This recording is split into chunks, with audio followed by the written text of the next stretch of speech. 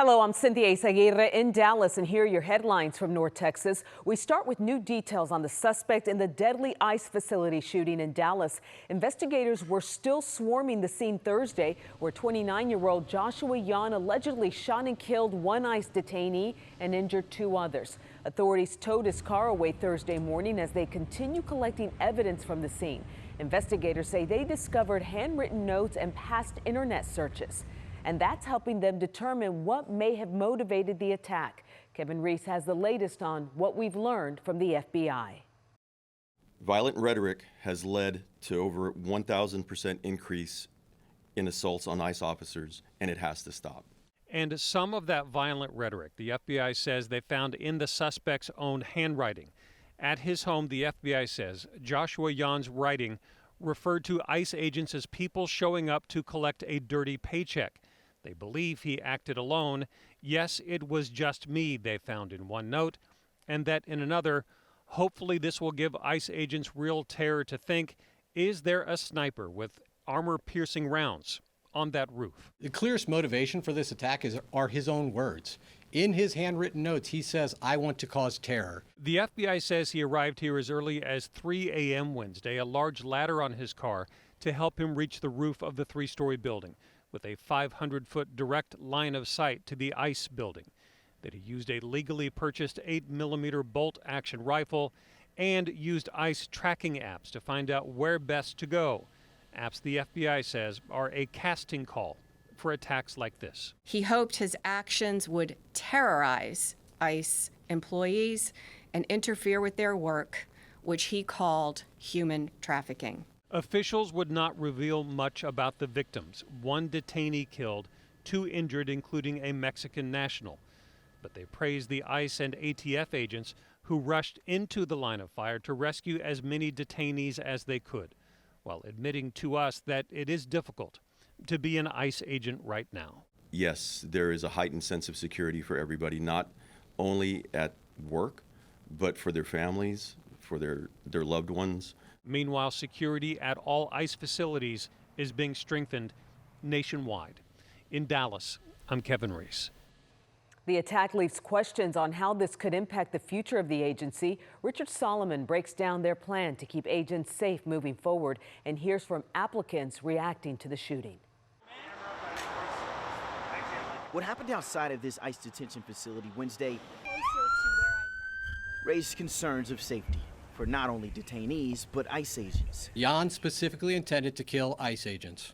And more than 24 hours later, the Department of Homeland Security has ordered heightened security at ICE facilities across the nation. That safety is all agent hopeful Dante Palmer has thought about. I was a little shocked at first and a little concerned. Back in August, Palmer applied to be an ICE agent at the Arlington Job Fair.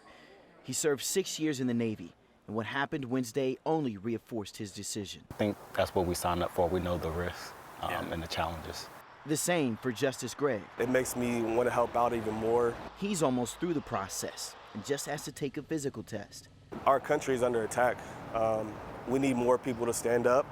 We need more people to take a stand for our country. That he was targeting ICE agents and ICE personnel. On Thursday, officials made some mention of how they plan to improve security at facilities. There are plans to harden some of our facilities. Along with that, former FBI agent Eric O'Neill says he expects stronger glass, structures, and additional barriers outside the facilities. Some of those bullets went through windows in the facility that then could have wounded someone. No agents were injured in Wednesday's shooting. And while it's raised some safety concerns, we're taught to expect the unexpected. There's no doubt. That's all I'm trying to do is just support my country. They are willing to serve. In Dallas, I'm Richard Solomon. This investigation is just beginning. We will stay on top of it every step of the way. You can get updates around the clock on WFAA+. And as the State Fair of Texas gears up this year, safety is front and center. New clear bag rules and safety signs are all part of the plan. Brittany Moncrief is in South Dallas with a closer look at what fairgoers can expect. A lot's changed since January. You can do anything you want. When we first visited Sweet and Chill. You can put whatever you want on that too. In South Dallas. We opened about 2 weeks ago and it's been great. Keisha Reeder's shop is one of many new businesses along MLK Boulevard. South Dallas is always been known for, you know, the bad and the ugly and everything else. But really, this area is so full and rich of history. Part of that history is less than 2 miles up MLK at the State Fair of Texas. Howdy, y'all. Which is seeing some changes this year, too. We work extremely hard throughout the year. Jeff Kottner is security director. He says the biggest change is the clear bag policy. And we're asking everyone to start to search or change over into a clear bag policy, which is the best practice within the special event community. Clear bags are required for the entire fair, not just special events. Small clutch bags or purses smaller than 4.5 by 6.5 inches don't have to be clear. You still will go through weapon screen as you come in. I'll tell you what else is new at the fair this year. You'll see these signs. If you see something, say something. It'll point you to a QR code where you can report any incidents or suspicious activity, and they're all throughout the fair. All of that combined allows us to provide one of the safest environments there are here in Dallas, Texas. When it comes to questions about ICE, Jeff says there's no expectations on whether or not they'll be there. ICE is a federal asset. It's a legal asset, and if they come onto the property, then we'll certainly support them in whatever they need. For Keisha, we have definitely seen an increase in police presence. She's seeing the changes even on her end of MLK. I'm just hoping that it will continue long after the fair. In South Dallas, I'm Brittany Moncrief. Something big is coming to Six Flags Over Texas. Have a look at this video. The company just unveiled a record-breaking roller coaster that'll open in Arlington next year. Six Flags says the Tormenta Rampaging Run will be the tallest, fastest, and longest roller coaster in the world. And if that's not enough, it's also the first ever Giga Dive coaster with a peak rising well over 300 feet in the air.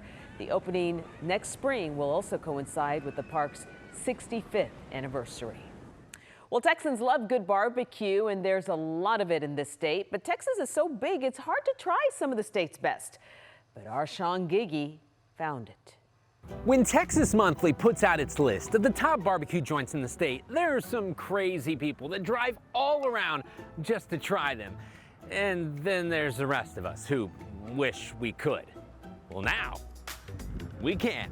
You can just come to Grand Prairie and you can get great barbecue from Amarillo, from Houston, from Tyler, from Pecos. Texas Monthly barbecue editor Daniel Vaughn says you can get a taste of Texas at the inaugural Barbecue Family Reunion Saturday in Grand Prairie. 8 of the best barbecue joints from around the state, including a couple local places, Pecan Lodge and Hurtado, will be there. Texas Monthly already hosts other barbecue festivals, so why add another one? More barbecues, more better, right? Daniel says they haven't really held one in North Texas, but more importantly, they want to honor the people who help make Texas barbecue big. That's why they've invited former pitmasters, some of the OGs who were part of those early festivals. Hence why it's called the Barbecue Family Reunion, and hopefully the first of many.